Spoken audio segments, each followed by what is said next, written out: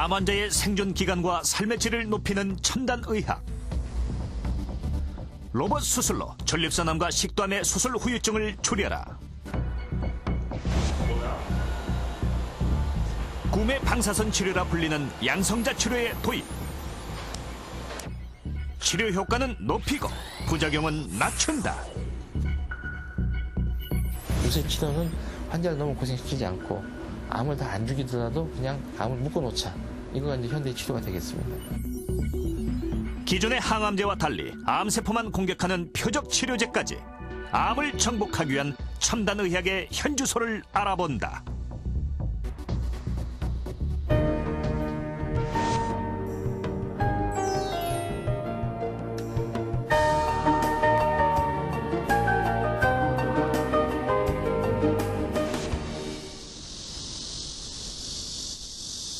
암은 아무런 예고도 없이 어느 날 갑자기 찾아온다. 교직에서 은퇴한 후 평화로운 황혼을 꿈꾸던 김정태 씨에게도 지난 3월 갑작스럽게 암이 찾아왔다. 상상조차 해보지 않은 전립선암이었다. 뭐 주위에 보면 암이 걸린 사람도 있지만 안 걸린 사람이 더 많으니까 나는 암하고는 거리가 먼 사람이다 이렇게 생각하고 있거든요.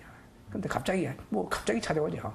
찾아올 때 처음엔 당황했는데 그 좋은 수술 방법을 알아가지고 수술해서 가지고 지금은 굉장히 만족한 생활을 하고 있어요. 어제 그 MRI 촬영 결과가 나왔는데 전립선암 수술은 그 위치 때문에 상당 기간 요실금이나 발기부전 같은 후유증을 남긴다. 그러나 김정태 씨는 비교적 빨리 모든 기능을 회복했고 6개월이 흐른 지금 건강하게 생활하고 있다. 그게 제일 좋은 게지 우리 남은 인생은. 로봇 수술이라는 첨단 기술 덕분이었다. 로봇 시술이 그 수술한 뒤에 굉장히 진도가 빨라요. 이제 뭐냐면 이 상처도 굉장히 빨리 낫고 부부 생활이 같이 입원한 사람들 그 남자들 얘기가 이제 부부 생활이 끝났다고 해요. 근데 저는 제가 수술한 데 보니까 그 상당히 회복이 긍정적으로 됐거든요. 지난해 7월 수술용 로봇이 국내 최초로 도입돼 지금까지 약 100여 명의 암 환자들이 수술을 받았다. 의사는 수술용 로봇 조정 장치에 앉아 마치 컴퓨터 게임을 하듯 로봇을 조정하는데 의사의 손놀림에 따라 수술용 도구가 달린 4개의 로봇팔이 절제에서 지혈까지 모든 과정을 담당한다.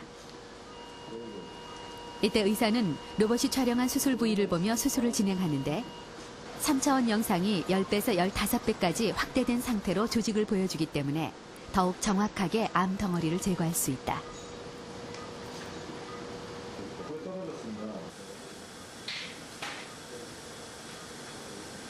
요즘은 암들이 다 조기에 발견이 되기 때문에 이 기능적인 수술이 끝나고 나서 기능적인 회복도 매우 중요합니다. 저희 전립선암의 경우에는 소변을 조절하거나 또 추후에 남성으로서 부부관계를 하는 것이 매우 중요합니다. 이에 다빈치 수술은 신경하고 혈관을 정밀하게 살릴 수 있고 또 암도 완벽하게 절제할 수가 있기 때문에 그런데 로봇 수술의 장점이 있다고 할 수 있겠습니다.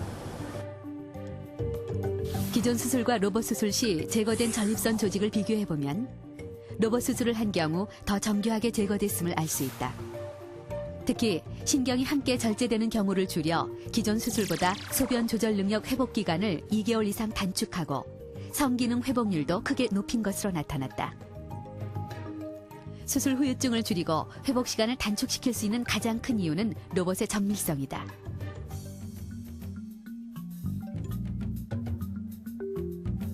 로봇의 팔은 사람 손과 달리 전혀 떨림이 없기 때문에 더 세밀하게 암을 절제하는 것이 가능하다.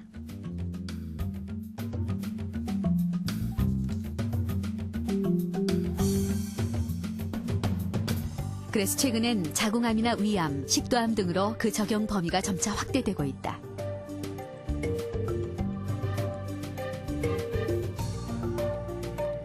지난 7월 초기 식도암으로 로봇 수술을 받은 김석포 씨의 경우 몸엔 작은 상처 몇 개만 남아있다. 흉하거나 저거 하게 되면 이제 가슴을 한 이 정도를 절개를 해야 되는데 이분은 앞으로 조금만 돌아보세요.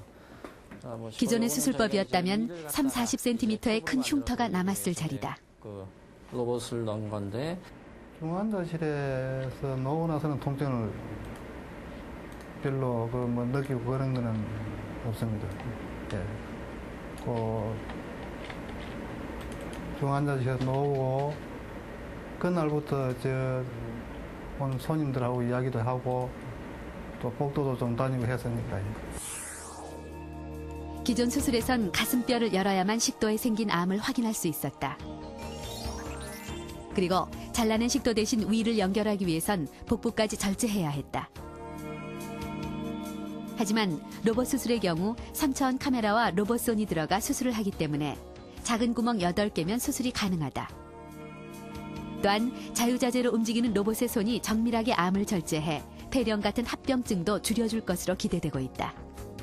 수술 로봇이 도입이 됐기 때문에 아무래도 흉곽경이나 복강경보다 조금 더 정밀한 수술이 가능할 것이고 기술이 좀 더 발전하고 하게 되면 향후 아마 한 5년 내지 10년쯤 지나게 되면 초기 위암이 옛날에 다 열어서 했다가 최근에는 다 복강경으로 하듯이 이런 식도암이나 다른 흉부질환 같은 경우에도 특히 식도암 같은 경우에 초기 식도암이라면은 로봇 수술이 아마 하나의 표준 치료 중에 하나로 자리 잡을 수 있지 않을까 그렇게 생각합니다. 수술의 부작용을 줄이는 건 암 환자의 삶의 질을 좌우하는 중요한 문제다.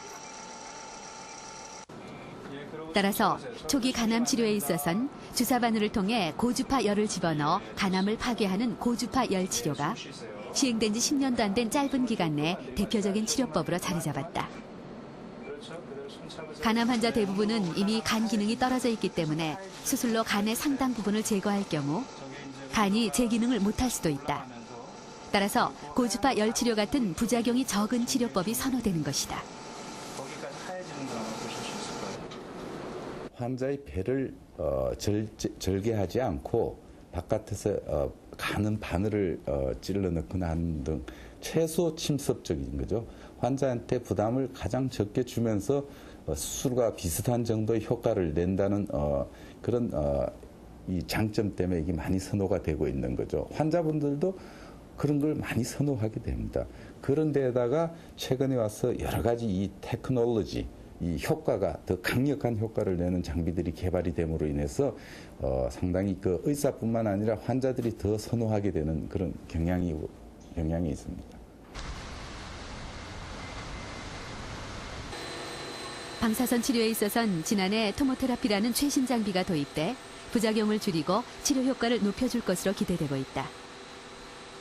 토모테라피는 여러 군데 암이 생기는 다발성 전이암 환자들한테도 적용이 가능한데 2004년 간암을 진단받은 최혜덕 씨는 올해 간암이 폐로 전이돼 무려 3군데에서 암이 발견됐지만 토모테라피 치료 후 폐에 있는 종양이 모두 사라졌다. 특히 이제 간암이 폐에 전이가 되면은 항암제 치료를 할 수밖에 없는데 간암은 그 병의 특성상 항암제에 잘 안 듣는 병입니다. 그래서 특별히 쓸만한 항암제가 없다는 거죠. 그런 환자들을 대상으로 다발성 폐전이암 환자들에게 토모테라피를 시행한 결과 아주 좋은 치료 효과를 볼 수 있었습니다. 방사선을 암이 있는 부위에 쪼여 암세포를 죽이는 것이 방사선 치료인데 1세대 평면적 방사선 치료의 경우 정상 조직까지 방사선에 노출될 위험이 컸다.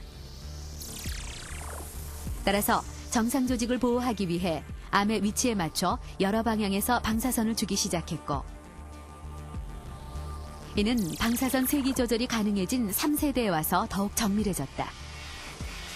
종양의 모양을 그대로 본뜬 틀을 이용해 방사선을 쏘므로써 암세포만 집중적으로 공격하게 된 것이다. 4세대 장비인 토모테라피는 3세대 치료기에 CT 촬영기를 결합했다. 따라서 매 치료 시마다 암의 위치를 정확히 확인해 더욱 정밀하게 방사선을 주는 것이 가능해졌다.